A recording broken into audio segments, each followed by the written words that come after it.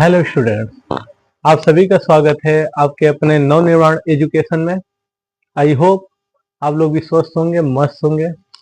आज हम लोग पढ़ेंगे अपने ग्रामर का अगला exercise, past perfect continuous tense. सबसे पहले इसकी हम पहचान की बात करते हैं। हिंदी में इन वाक्यों के अंत में रहा था, रही थी, रहे थे या ता रहा था, ती रही थी, ते रहे थे आदि शब्द आते हैं। और इनमें खास बात यह होती है कि इनमें हमें क्या दिया होता है, समय, कि कोई कार्य कब से शुरू होकर कब समाप्त हो रहा है। ठीक है, तो यहाँ पे समय दिया होता है। अफर्मेटिव की बात करें, अफर्मेटिव सेंटेंस में सिंगुलर और प्लूरल दोनों सब्जेक्ट के साथ, इन दोनों सब्जेक्ट के साथ हैड बीन यानी है सहायक क्रिया जो है हमारा हैड बीन लगेगा, चाहे वो सिंगुलर हो या प्लूरल हो। और वर्ब के फर्स्ट फॉर्म यानी मुख्य क्रिया यानी मेन वर्ब के फर्स्ट फॉर्म में आईएनजी का प्रयोग करते हैं। यानी इसका स्ट्रक्चर की बात करें, सबसे पहले सब्जेक्ट आएगा, फिर हैड बीन, फिर वर्ब के फर्स्ट फॉर्म में आईएनजी, फिर ऑब्जेक्ट। अगर समय जो दिया होता है अगर वो निश्चित है तो सिंस, और समय निश्चित नहीं है तो फॉर का प्रयोग करते हैं प्लस टाइम। जैसे वह 2 घंटों से फुटबॉल खेल रहा था, यहाँ वह 2 घंटों से दिया है, 2 घंटों से, ये तो निश्चित समय नहीं है, तो यह बनेगा ही हैड बीन। सबसे पहले सब्जेक्ट, उसके बाद हैड बीन, वर्ब के फर्स्ट फॉर्म में आईएनजी। खेलने का मीनिंग क्या होता है, प्ले, प्ले में आईएनजी जोड़ देंगे तो प्लेइंग फुटबॉल। ऑब्जेक्ट हमारा क्या है, फुटबॉल, फुटबॉल 2 घंटों से। तो 2 घंटे निश्चित नहीं है तो हम किसका प्रयोग करेंगे, फॉर का, फॉर 2 आवर्स।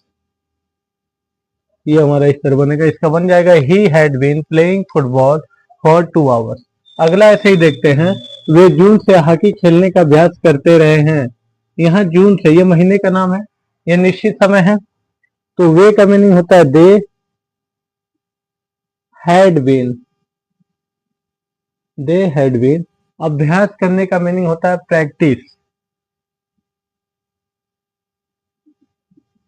प्रैक्टिस, इसमें आईएनजी जोड़ देंगे तो प्रैक्टिसिंग। यहाँ पे एक चीज याद रखिए, यहाँ पे 2 वर्ब दिया है, अभ्यास करना और खेलना। तो जो लास्ट में आता है वर्ब यानी मुख्य क्रिया, उसे हम मेन वर्ब बनाते हैं और बाद वाले वर्ब को हम क्या करते हैं, टू लगा के लिखते हैं। Practising to play hockey, hockey, practising play hockey,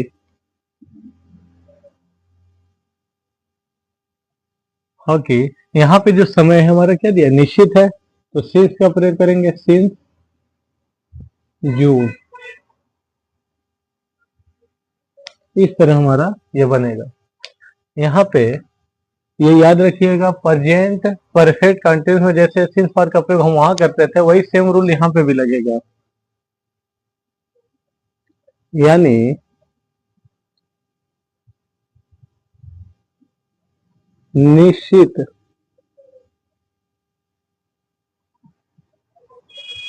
निश्चित समय के लिए, निश्चित समय के लिए सिंस का प्रयोग, प्रयोग करते हैं। और ये निश्चित समय क्या क्या है, जैसे दिनों का नाम दे दे, सोमवार, मंगलवार, या महीनों का नाम दे दे, जनवरी, फरवरी, इस तरह का। समय का नाम, समय का नाम का मतलब 2 बजे, 3 बजे। या वर्षों का नाम दे दे, वर्षों का नाम का मतलब यह होता है 2004, 2005, 1991 से। और दूसरा हमारा हो जाएगा,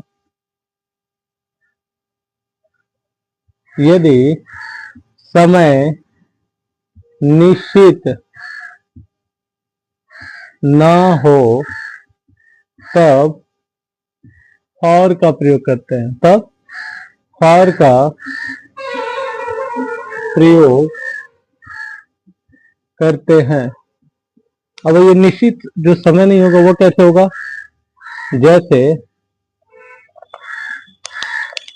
जैसे 2 घंटों से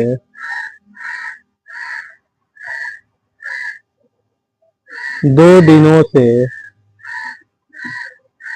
2 दिनों से 2 वर्षों से आज।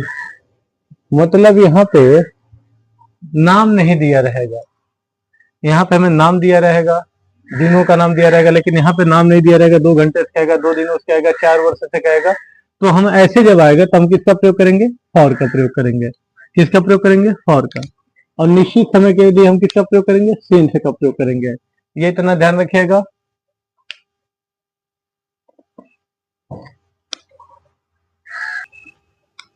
अगला सेंटेंस हम लोग पढ़ेंगे निगेटिव सेंटेंस। निगेटिव सेंटेंस में सबसे पहले स्ट्रक्चर देखते हैं। सबसे पहले सब्जेक्ट होगा, फिर हैड, फिर नॉट, बीन उसके बाद लगेगा। यानी हैड और बीन के बीच में क्या आ गया, नॉट, फिर बीन, फिर वर्ब के फर्स्ट फॉर्म में आईएनजी, ऑब्जेक्ट प्लस सिंस या फॉर में से लगेंगे, फिर टाइम। यानी सिंपल सेंटेंस जो अफर्मेटिव सेंटेंस हम पढ़े उसमें इसमें बस इतना ही अंतर है कि हैड और बीन के बीच में क्या लगा देना, हमें नॉट लगा देना है। बाकी सेम नियम पहले जैसे ही है। तुम प्रातः काल से कोई पुस्तक नहीं पढ़ रहे थे, यानी वो सुबह से ही कोई पुस्तक नहीं पढ़ रहा था। तो तुम का मीनिंग क्या होता है, यू हैड, फिर हम लगा देंगे not been, you had not been. पढ़ने का मीनिंग होता है रीड, इसमें एनी जोड़ देंगे तो रीडिंग। कोई पुस्तक का होता है meaning any book, any book क्या हो जाएगा हमारा, एनी बुक। और प्रातः काल क्या हमारा निश्चित है, तो सिंस हो जाएगा, सिंस मॉर्निंग। तो इसका बन जाएगा you had not been reading any book since morning. जैसे अगला, वह 2 दिनों से मकान साफ नहीं कर रही थी। कर रही थी है तो यानी यहाँ पे सी लगेगा, वह का meaning she had not been, she had not been. साफ करने का मीनिंग क्या होता है हमारा, क्लीन, CLEAN, क्लीन। इसमें जो ING जोड़ देंगे तो क्लीनिंग। मकान का मीनिंग, मकान का मीनिंग हम लोग हाउस भी लिख सकते हैं, या आप चाहो तो होम भी लिख सकते हैं। Cleaning house, cleaning house.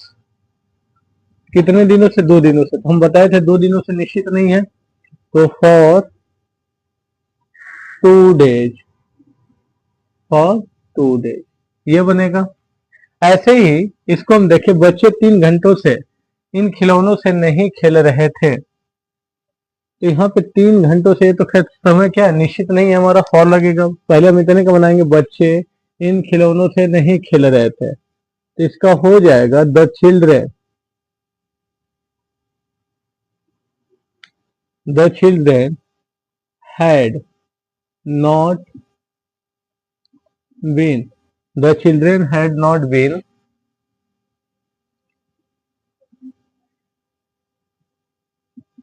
Playing. इन खिलौनों का मीनिंग होगा these toys, these toys, these toys.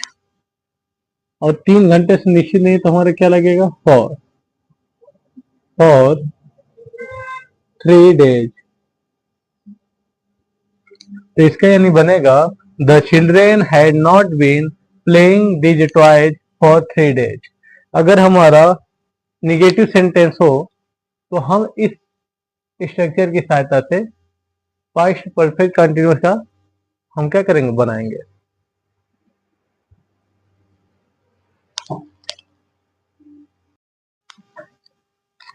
अगला सेंटेंस है इंट्रोगेटिव सेंटेंस।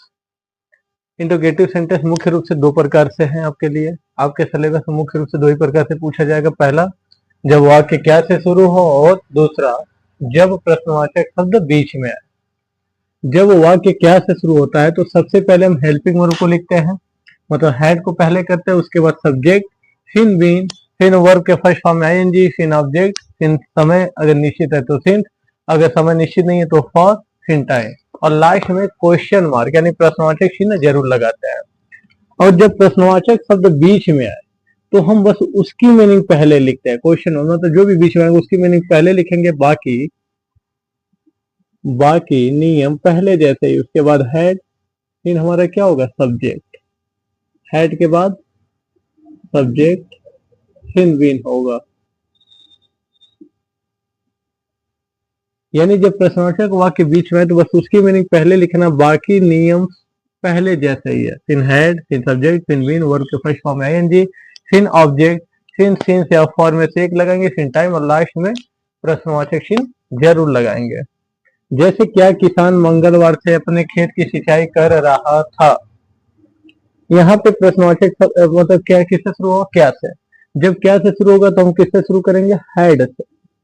हेड हो गया, फिर सब्जेक्ट यहाँ क्या किसान, head the farmer, head the farmer. उसके बाद बीन,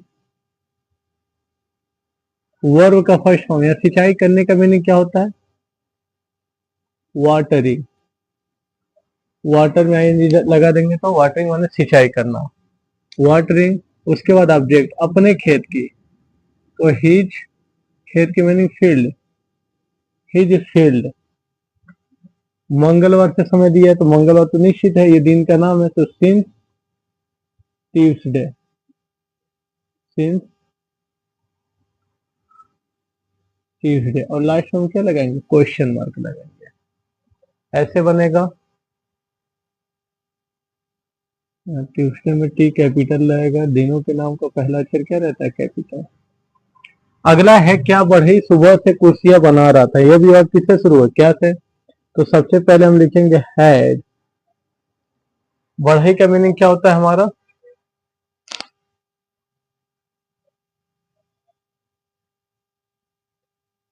आप वुड कटर भी कह सकते हो या कारपेंटर।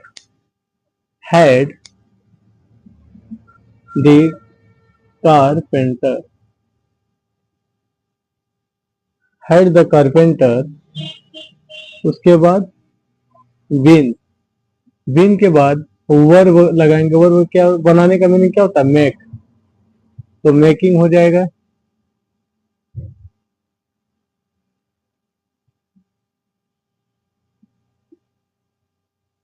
मेकिंग चेयर,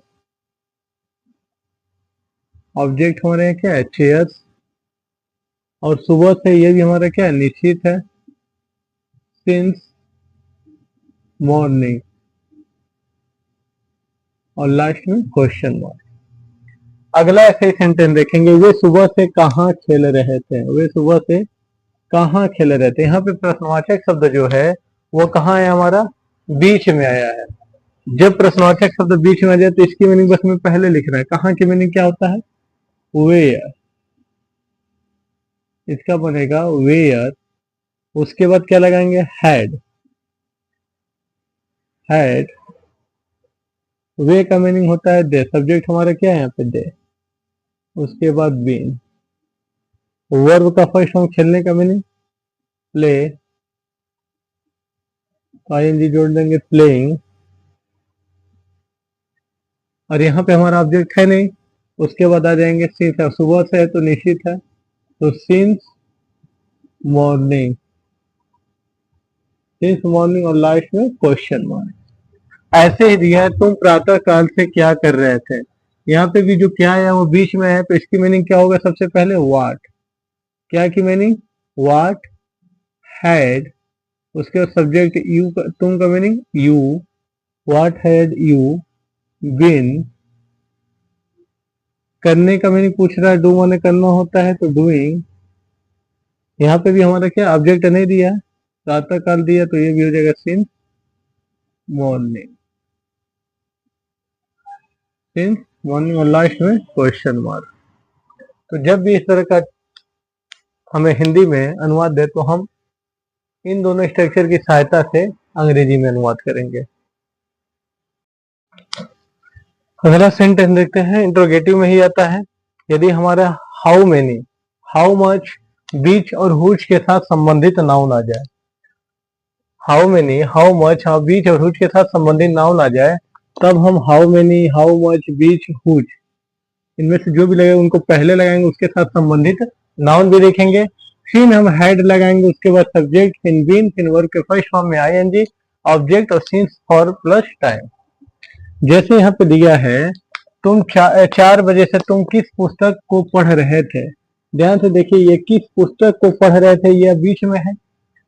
किस पुस्तक को पढ़ रहे थे, जब इसको बनाएंगे तो ये हो जाएगा किस पुस्तक को, विच बुक्स।